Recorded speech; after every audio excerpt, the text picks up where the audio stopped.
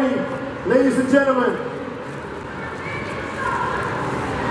Yeah, everybody, make some noise for the one and only Ian Ziering!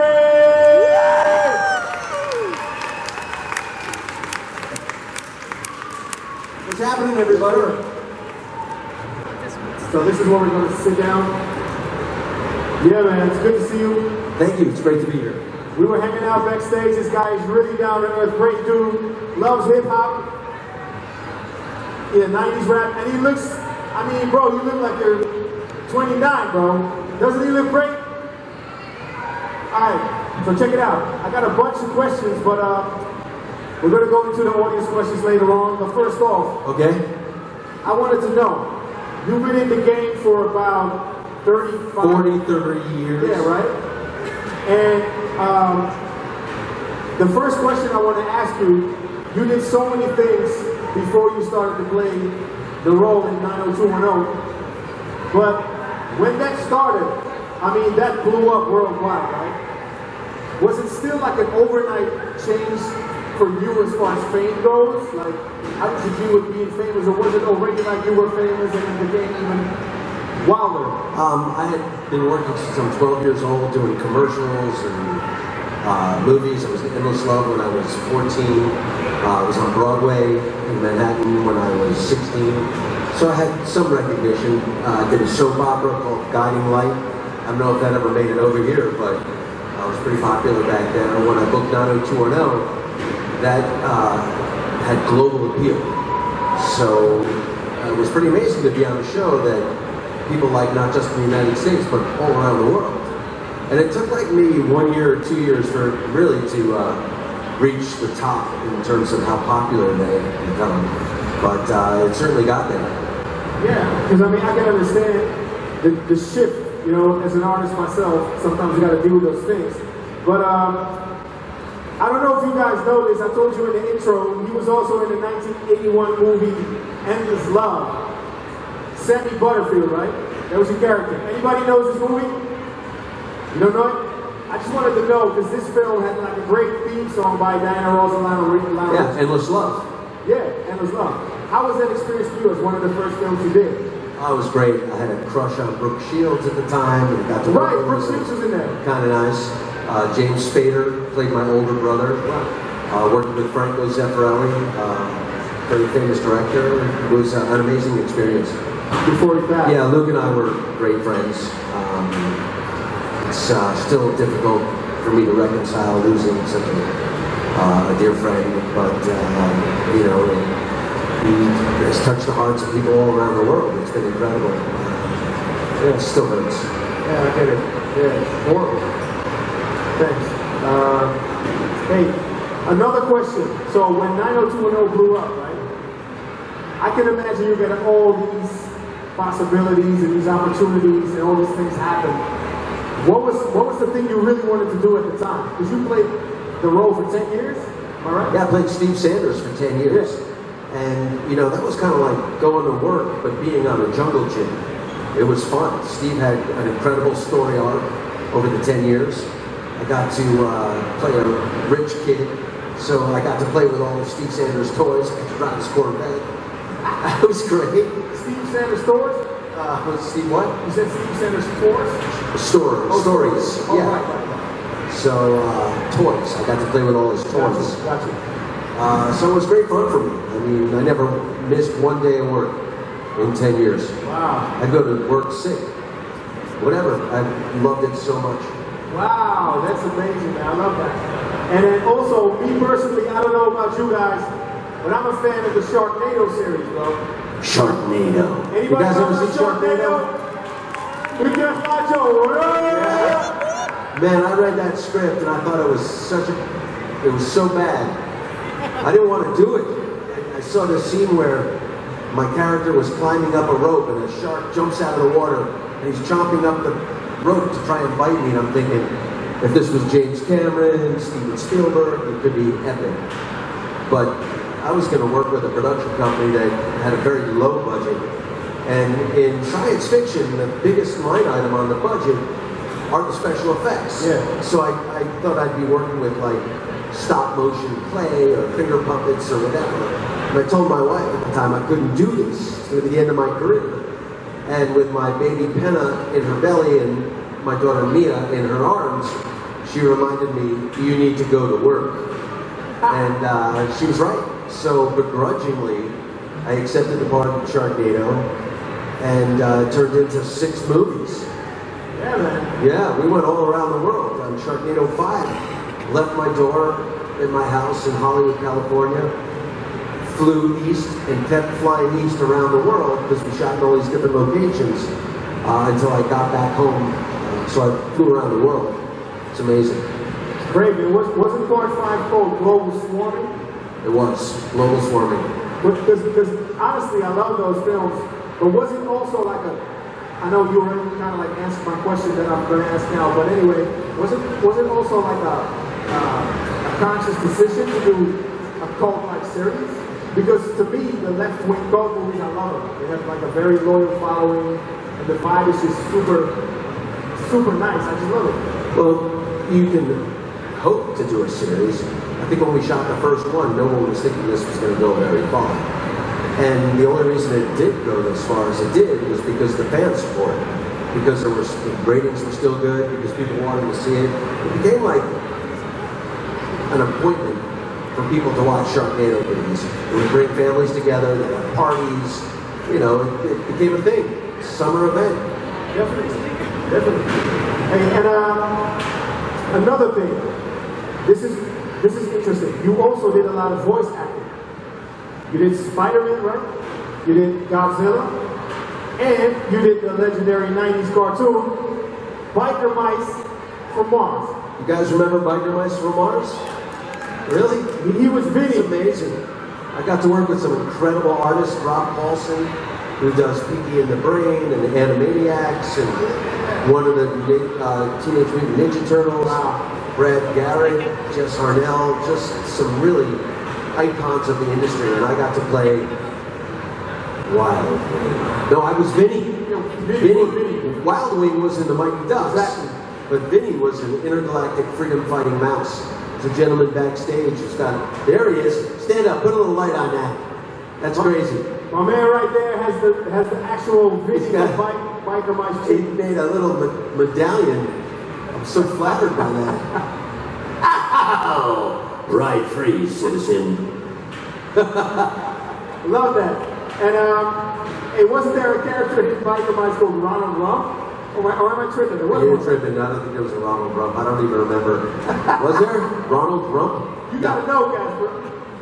But anyway, one more question about voice acting. I did a couple of things for Disney in Europe, like translating scripts and just doing some small roles as an artist, but to me it's almost like a musical, rhythmical thing to mouth words and have them be correctly in sync with the character. How is that for you? Is that a different thing from regular acting? Well, when we were doing our cartoons, we would voice them first and they would animate to our voice. Wow. So we didn't have to synchronize anything. That's crazy. Yeah, I would think it'd be a lot easier. Yeah. Great answer. Hey, how many people out there are DC Comics fans? Whoop whoop. All right, I see a couple over there. Fans for DC Comics? So, right. This is the right answer. Yeah, exactly. Shout out to my man right there. So me personally, I'm a big fan of Swamp Thing, the comic, the old film, and Ian plays in the new Swamp Thing show series on DCUniverse.com. Unfortunately, it's not available here yet, but I love it. I've seen snippets of it. Oh my God. They spent over $100 million on these 10 episodes. It was unbelievable. Everyone had the quality content very similar to what with Aquaman. James Wan, who did that, was a producer of Swamp Thing. And the attention to detail, the practical side effects were astonishing. There was this one scene in the first episode where this guy falls in the swamp and he gets like consumed by these vines, but they rescue the body and there's vines coming out his eyes and everywhere, and he got them on this autopsy table and they're talking, and all of a sudden the body sits up and the vines pull it apart and it's coming out, and it's just, but that was all done with practical effects. It was not special effects. It was, you know, puppeteers and animatronics. and the blood, and it's just so amazing. I got to play this character, Daniel Cassidy, who is a stuntman, but makes a deal with the Phantom Stranger, or within the DC universe, and becomes the Blue Devil. He's a demon, but he uses his powers for good instead of evil. But he kills people. He doesn't leave people in handcuffs for the cops. He just leaves a bloodbath, but it's the bad guys. So it's so fun to play a superhero for DC. I'm hoping maybe one day they'll resurrect me. Yeah, because I mean, Jennifer Beals is on the show too. Amazing. Jennifer Beals, Will Patton, Kevin Durant, Crystal Reed, Andy Bean. The list goes on. Just the talent pool was really, really deep. And again, the special effects artists, top of the food chain stuff in Hollywood. Aquaman, all the same visual effects artists. The suit that they put me in cost about $500,000 to develop and build. It was amazing, amazing. And that's not a reflection of the show, but there was some bureaucratic bullshit going on behind the scenes. So it got shelved for now, but there's so much fan support because it is amazing television. It's like a 10-hour movie, all in 1-hour stories. It's unbelievable. It's fantastic. And I also recently read an article where you said that you think they're going to pick it up. It's going to come back at a certain point. I'm really optimistic. And I'm optimistic because the fan support is so big. When you guys eventually do see it, you can't not want more. There's so many things left unanswered.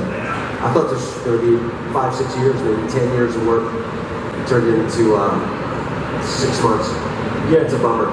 So I'm hoping they get their act together over there at Warner Brothers. Yeah, man. We're able to get this show back on the air. The fans love it. And as an actor, it was a dream come true for me. I hope so too, because nowadays, with all the streaming services and everything, I think storylines that keep on going are more important than ever, right? It's compelling to keep watching. Exactly. So I know you directed a movie in 06, if I'm not mistaken. 06 called Man vs. Monday. Exactly. And that's a story of every man's struggle through no fault of his own. Things you got to deal with throughout the day, whether it's stepping in dog poop or dealing with the cable TV guy. And it's like, oh, we'll be there between 8 in the morning and 6 at night. And, you know, being on eternal hold when you call up some service department. This is the way my guy gets back at the system, and it's great. No, are you planning on doing more like directing or writing? Or? You know, I've been more involved in producing lately. I produced a movie last summer called Zombie Tidal Wave. I figured if there's sharks and tornadoes, there can be zombies and tidal waves. You guys see it? Yeah. All one of you. That's why there's not going to be a Sharknado, a Zombie Tidal Wave 2, but you know, it's proof of concept that I can deliver, and we're looking to do more of that. I'd like to do something like tactical espionage next. Sounds good. Hey, Ian, we're having so much fun. I got a bunch of questions for you, but I want the audience to start the Q&A. Is there anybody that has a great question? I see somebody at the microphone. Come on up. So first of all, for me, it's an honor to meet you today, and I wanted to say to you, if you can share with us the experience that you feel when you sorry for English, when you saw the cast of Beverly Hills again after so many years, and how it was to see. Oh, working with my former castmates again was so fun. We've all been good friends over the years, so to get a chance to work with them was like comfort food. Just great to be with my friends. We shot that in Canada. Those 6 episodes were shot in Vancouver over the summer, and it was like being in summer camp with my friends. It was great. Thanks for asking. And actually, a second question about this.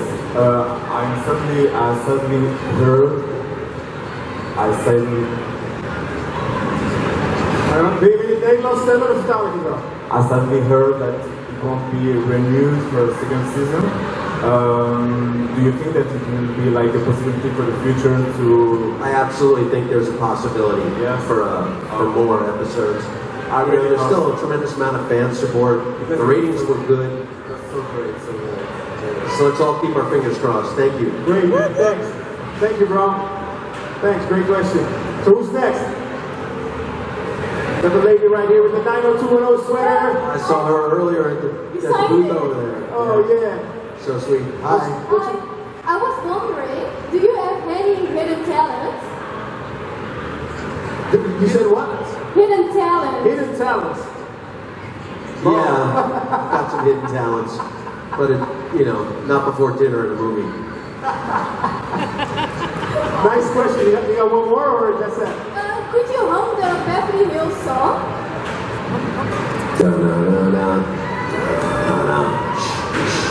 Good enough? Yeah, thank you. Make some noise for Ian! Alright, bro. Next question. About Swamp Thing. Before accepting the role for the Devil, did you know anything about the role? Or did you do your research after you got accepted? Hey, Gosper, die motor staat niet aan, maar kunnen echt niks verstaan. Can you repeat the question one more time? Thank you. My question is about Swamp Thing. Before being cast for the Blue Devil, did you know anything about the character, or did you know your research after being cast? Once I got cast, I did some research into the character, into the comic books, saw what he was all about. He was part of the Shadow Pack, and he was kind of a wise guy, but he was always the Blue Devil. When we brought it to life, he would stay in his human form, but only turn into the Blue Devil when his friends were in danger, and he would do that to protect them. So it's a little bit different what we did, but I think it's incredibly more interesting to be able to play a reluctant superhero. This guy just wants to surf, just wants to hang out with his buddies and eat French fries on the beach. Yeah. And when he wakes up after saving his friends and sees that he's in the middle of a bloodbath, and he knows that he did it, it's very hard for him to reconcile. So that was all part of the journey for me when I got the part, to discover these things. And I didn't see all 10 scripts at once. I would see one episode at a time. So slowly I was brought through the journey of the character, but I was prepared for it along the way. It was amazing. Thank you very much. Thank you very much. Thank you. Great answer, great question. Hi, welcome. My name is Rosa. Hi, Nosa. So I grew up with 90210. Cool. I think Me you too. look exactly the same as you did then. So Thank you. I think that's really the secret. My question is, we discussed already about heroes and villains. If you could choose to play a hero, it can be either DC or Marvel, who would you like to be, and the same on the villain side? Yeah. I think there's pros and cons to villains and, good guys. If I could choose, I'd really like to build out the character of the Blue Devil more. I think he's one of the most interesting superheroes that's out there because he is reluctant. Every super out there is so gung-ho and ready to get it. But Dan Cassidy, when he turns into the Blue Devil, he doesn't leave the bad guys in handcuffs for the cops. He slaughters everybody. And literally, it's a bloodbath. There's body parts, you can incinerate people. I think there's so much more depth, and it's more interesting to me to play that character because he does have a human side, where he's not a superpower, but traverses the ether, whatever it is, that brings him to change into the Blue Devil. I think it's so much more interesting.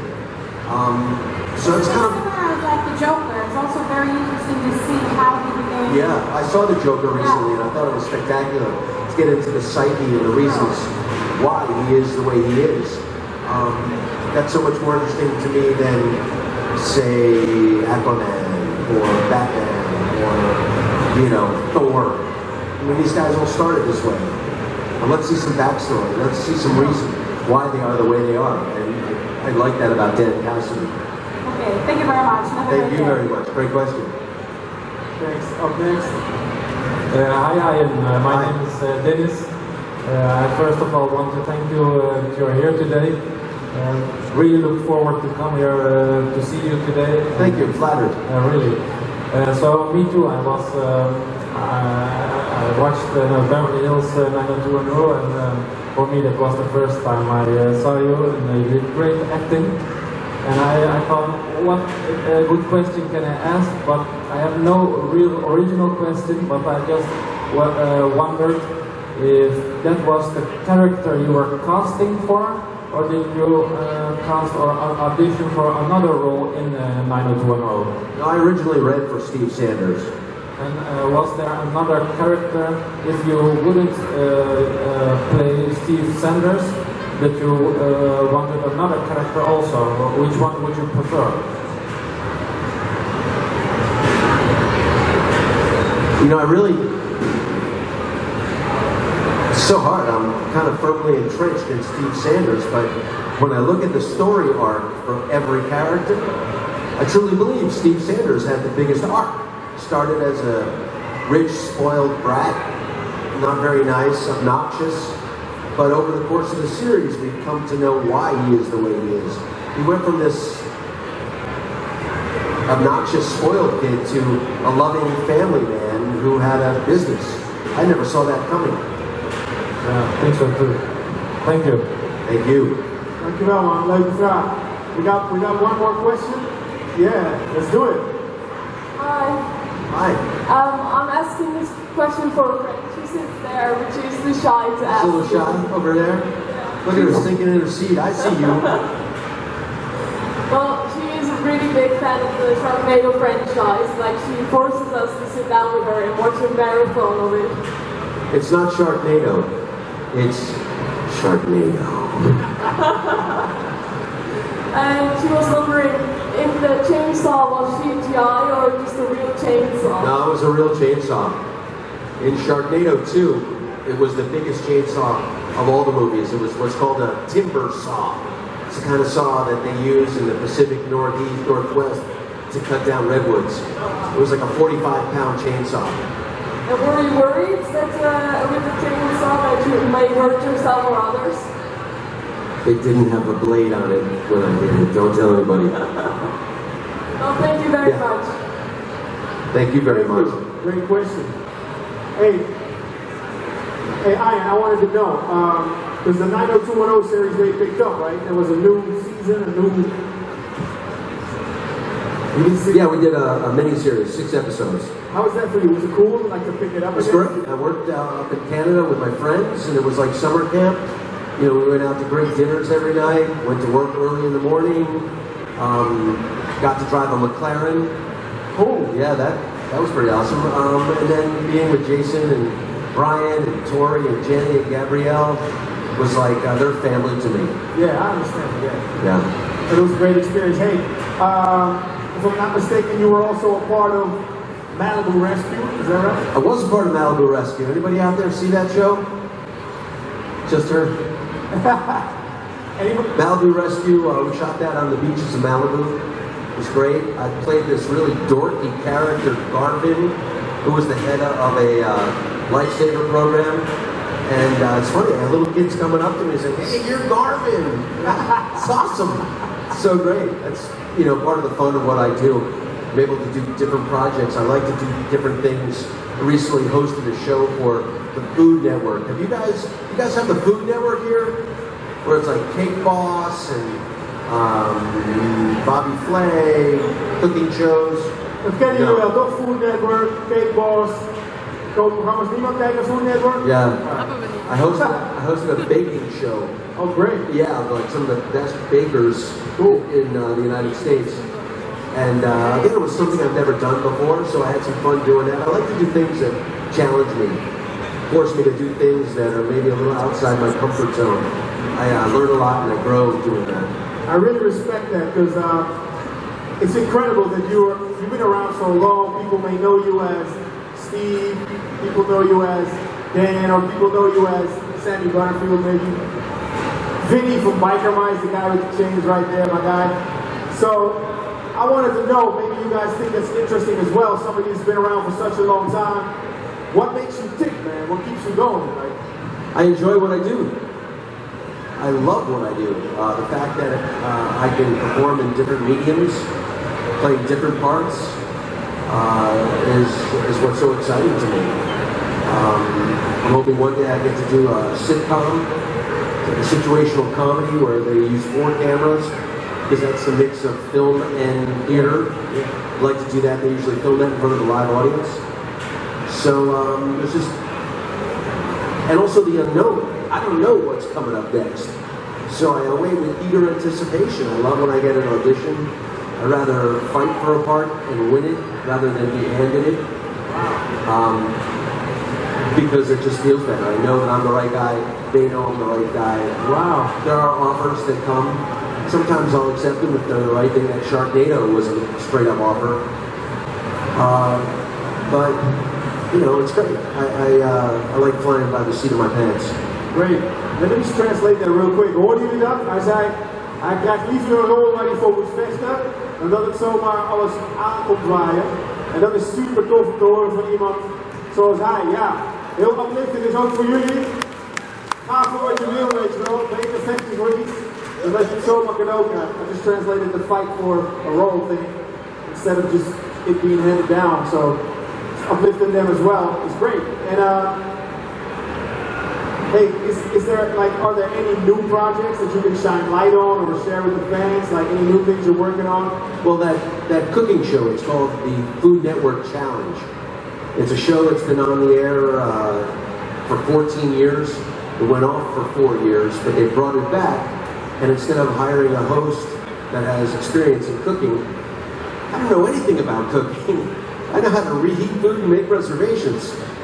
I'm not a chef. I can make a few things, just like any guy, but, you know, when it comes to baking cakes with themes, it was just great, and I'm very curious, so I brought that energy, that curiosity to the role, and just had a blast. So hopefully that'll be on for a couple of years. Time will tell. But whatever's next, I wait with eager anticipation because I'm always excited for that. Love that. Super positive dude. And the Sharknado series, is there going to be anything more in Sharknado? You guys want more Sharknados? We got a lot of fans, bro. I think maybe we'll do Sharknado, the Netherlands. The Netherlands edition. Yeah, there's a lot of water here. I think we can draw up a Sharknado. The Amsterdam version with sharks in the canals. It'll be Amsterdamage. That's great. Hey, I got an idea. This guy has done so many things, so I'll check with you guys.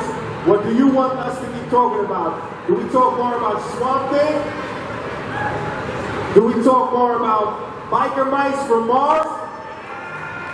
Do we talk more about 90210? So I think we're going to have to talk about that some more. Okay. So can you say that Beverly Hills 90210 is like the gift that keeps on giving? It's truly the gift that keeps on giving. I mean, wherever I go, wherever I am in the world, there's people that were big fans of that show. And it's so flattering when someone will come up and tell me that, hey man, I dug what you were doing on that show, big fan, touched my heart, it's part of my childhood.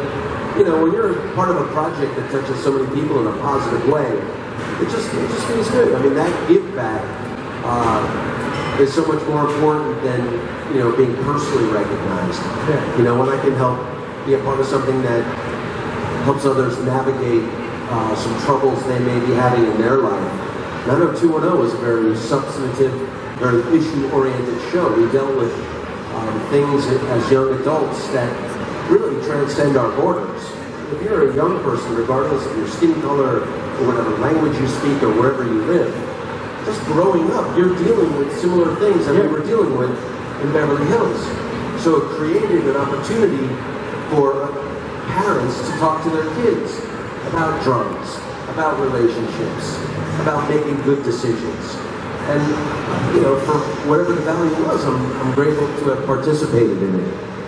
That's great. So there's somewhat of an educational value to it, and, or maybe Moral life lessons. yeah, but we did it in a way that we weren't teaching anybody.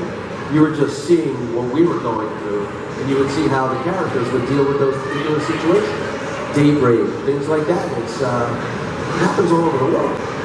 And what's the craziest anecdote you can share with the audience as far as being recognized as Steve Sanders? Like in a place where you would never be expected to be recognized, or is there any funny fan story that you can share? Or there's only one place I've ever been in the last 30 years that I got no recognition, that people didn't know who I was. Nobody. It was China.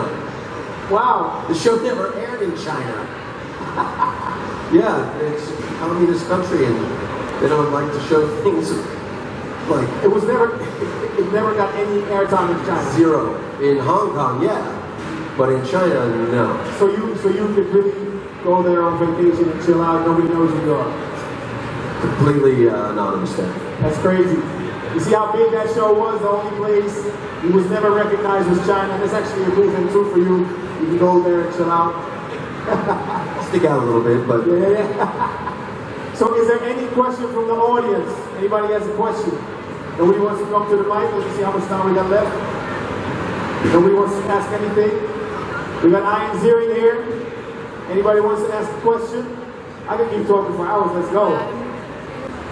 There's somebody over there? All right. So, I saw some people waving when I said biker mice from Mars. How many episodes did you do?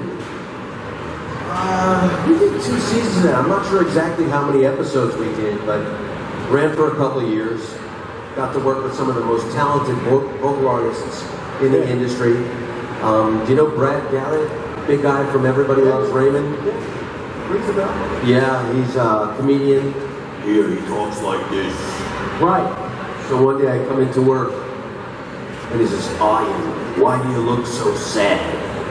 and I'm like, Brad, what about this is sad? I'm like, I'm having a great day. He said, oh, okay. And we continue to work with him. Are you sure you're all right? And I said, Brad, I'm fine. Why do you even say that? He said, oh, something looks wrong. I'm like, nothing's wrong. I'm fine. Stop saying that. Now you're kind of like making me wonder what's going on.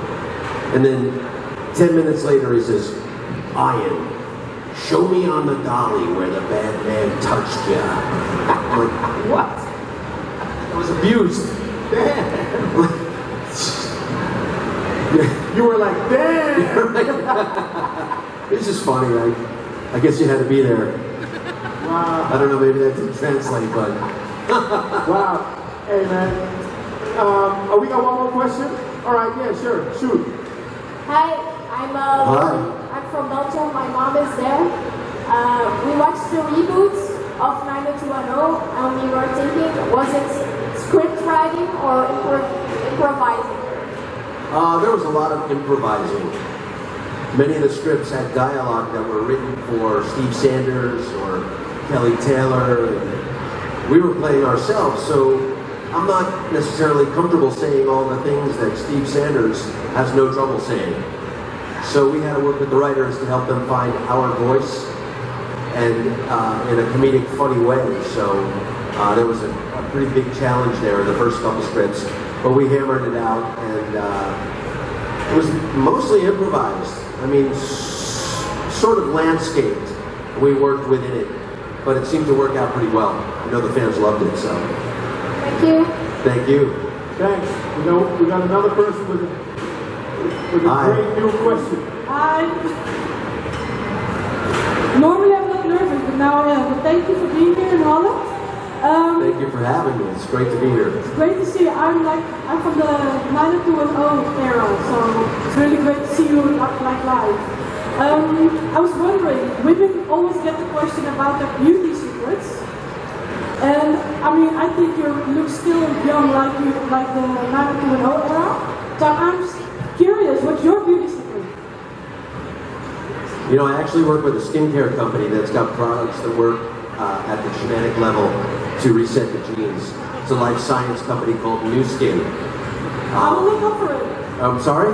I will look it up because I want to know. I want to know more. It's a direct sales company, and if you want to know more, I maybe can help you build a business. I don't really, but since you brought it up, if you go to Join Team 90210, you'll get a lot more info, and maybe I can help you build a business and get the products too. You'll get them at wholesale as well. So then I'll see you again. I hope so. Join team90210.com. Always. Thank you. Thank you. Thanks, nice one. Up next, we got another interesting question. Hi, hello. Hi, how are you? Fine, thank you. Out of all the parts you have been playing in your entire acting career, what was your favorite character? It was probably Dan Cassidy. It was just 10 episodes because the production value was so high, because the character was so intricate and troubled. I'm usually playing a fun, happy-go-loving person, but Dan Cassidy was conflicted. He literally had a demon inside him. So that was really the most fun, getting to go through 3 hours of makeup to transform into the Blue Devil that had horns and sclera contact lenses that covered not just the color but the whites of my eyes, and full build out in my mouth. Oh, it's just spectacular. If you see this, it's mind-blowing. Okay. Have you seen it? Have you seen Swamp Thing? I liked it. Yeah, it's great, great TV. If you like science fiction horror, it's like a... Yeah. It doesn't get any better, really. Okay, thank you. Thank you. Great question. Hi. And I actually had a question.